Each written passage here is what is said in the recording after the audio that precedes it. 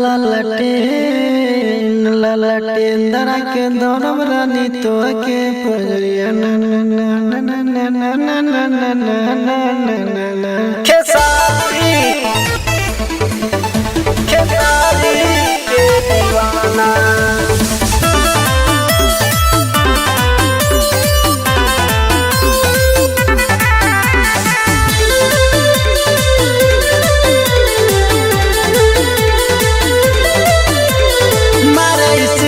सखी करिया ड्रेस में डर लगे फंस जाई कवन के फेस में। ए सखी सुना मारे स्टाइल सखी करिया ड्रेस में डर लगे फंस जाई कवन के फेस में। खाली गावेला उनके गाना सखी सैया हमारे सखी सैया हमारे भइल बा खेसारी के दीवाना सखी सैया हमारे भइल बा खेसारी के दीवाना।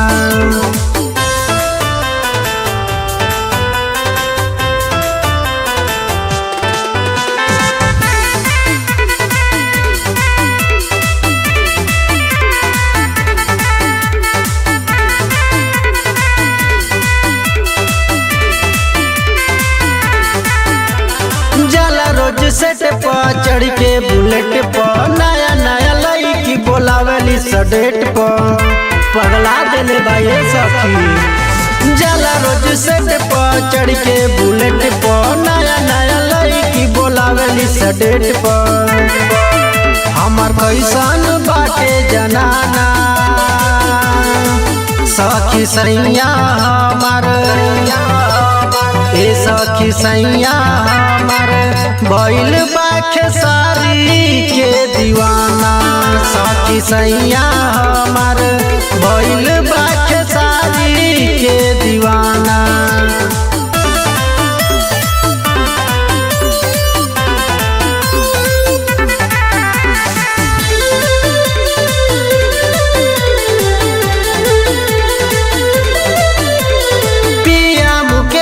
किसन के रहनिया चलते उनका जरता जवनिया का बताइए सखी।